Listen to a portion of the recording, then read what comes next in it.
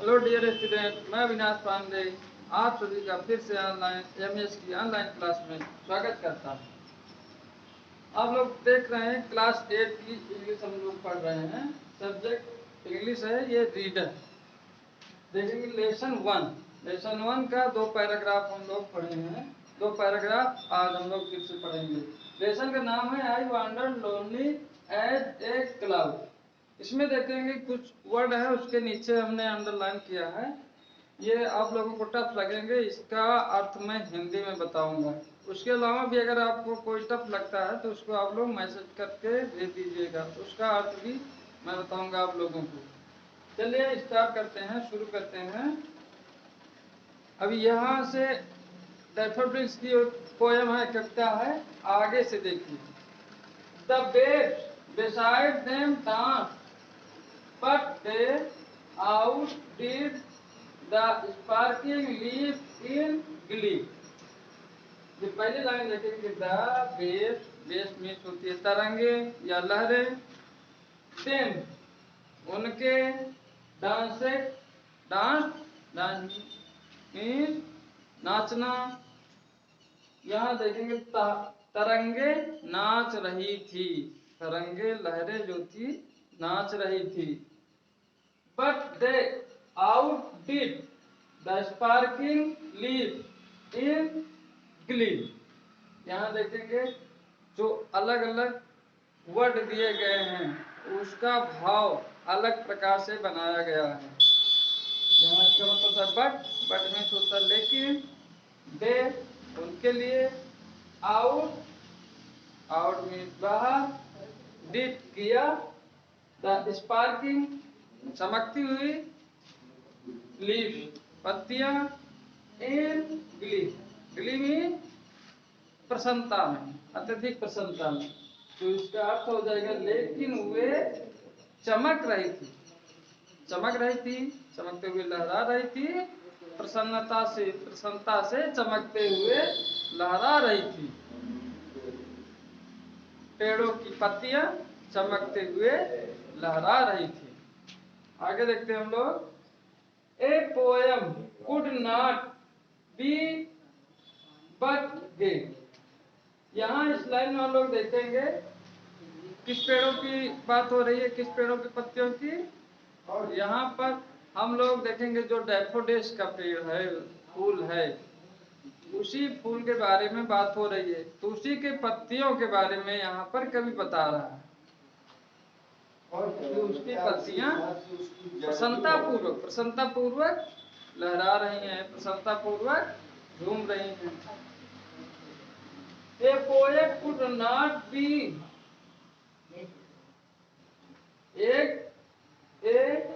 Poet कभी, could not नहीं कर सकता, बी होना, तो एक कभी ऐसा नहीं कर सकता। जिस प्रकार से पेड़ पौधे करते हैं उस प्रकार से कभी नहीं कर सकता है।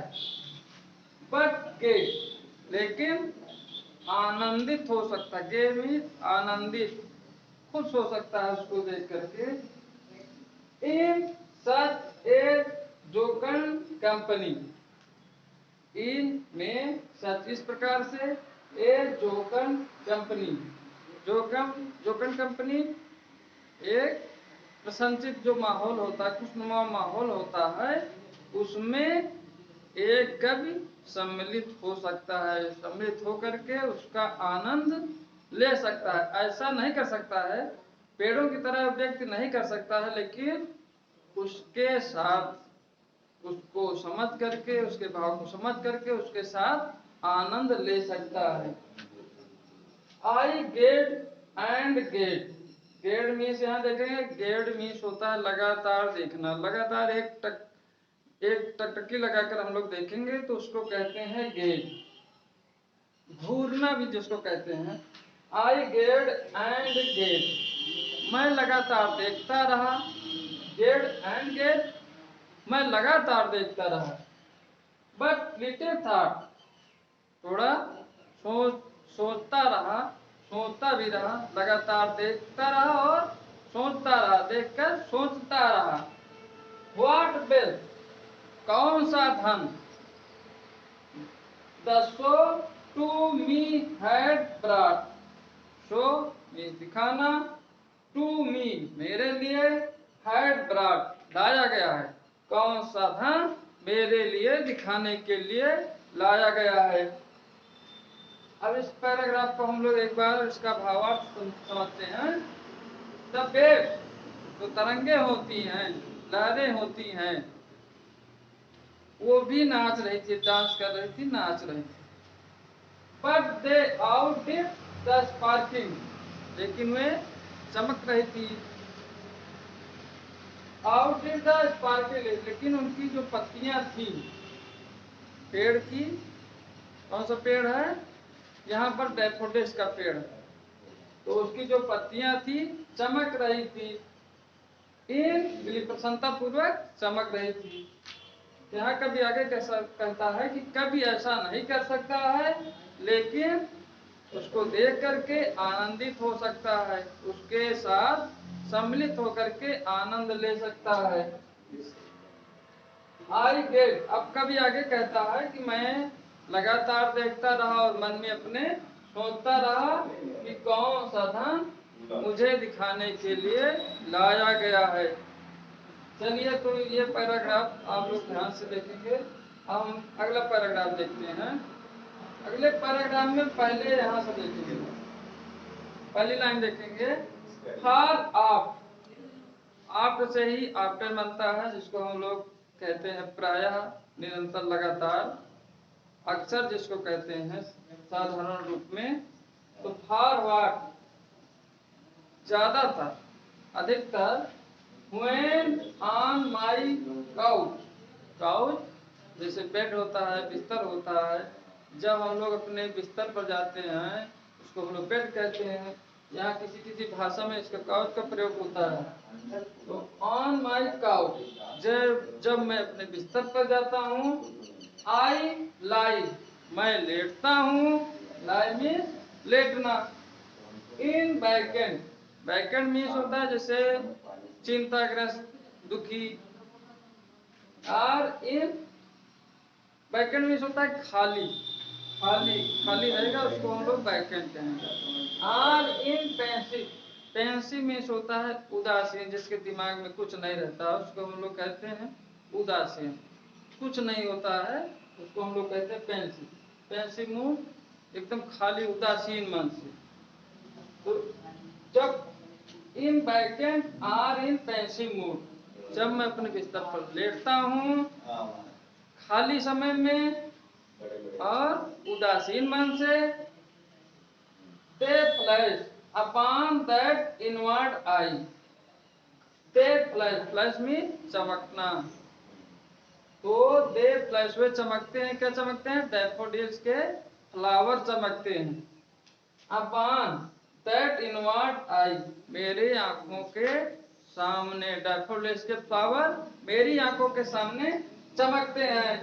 Which is the bliss, जो मुझे, हुई जो, इज है, द ब्लिस सबसे बड़ा आनंद, ऑफ सॉलिट्यूड, सॉलिट्यूड मतलब अत्यधिक, तो जो मुझे सबसे अत्यधिक आनंद प्रदान करते हैं।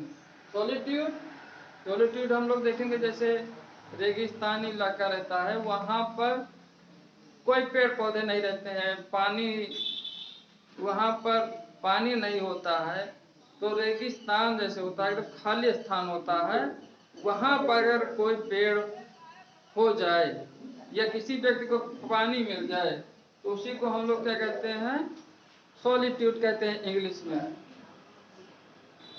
तो वो हमारे मन को, तो हमारे जो दुखी मन रहता है, जो एकदम खाली मन रहता है, उसको उसमें अत्यधिक प्रसन्नता भर देता है।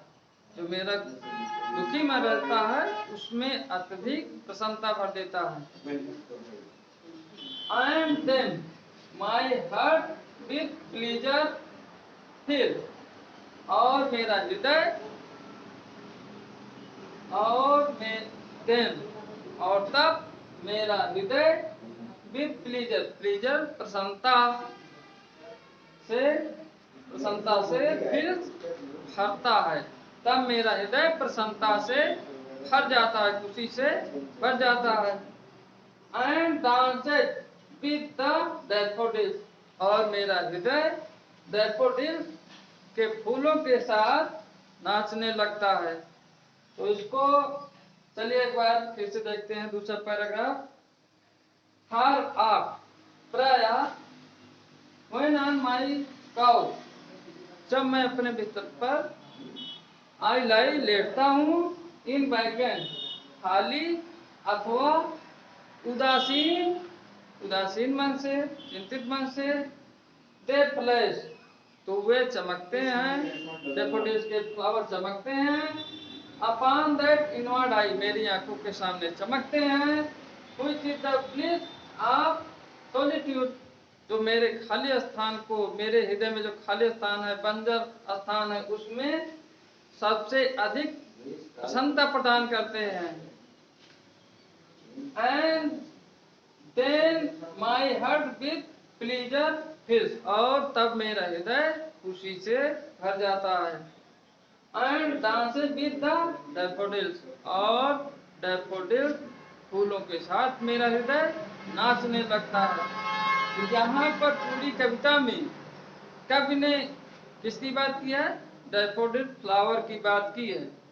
उससे, डैफोडिल्स के फ्लावर से कवि अपना संबंध दर्शा रहा है, किस प्रकार से उससे उसको खुशी प्राप्त होती है, उसी के बारे में इस पूरे लेसन में कवि ने लिखा है। तो यहाँ पर देखेंगे कुछ ऐसे शब्द हैं जिनको मैंने अंडरलाइन किया है। अंडरलाइन किए हुए शब्द को आप लोग ध्यानपूर्वक देखेंगे और इसकी स्पेलिंग भी याद करेंगे, इसका अर्थ आप लोग लिखेंगे आप लोग अपनी कॉपी में। अगर नहीं समझ में आता है तो दोबारा से वीडियो देखिएगा। कुछ और नहीं समझ में आता है तो आप लोग मैसेज करके हम लोगों को भेज सकते हैं, और इसके अलावा जो कुछ समझ में नहीं आएगा आप लोगों को आगे बताया जाएगा, और होमवर्क आप लोगों को मैसेज कर दिया जाएगा। Thank you.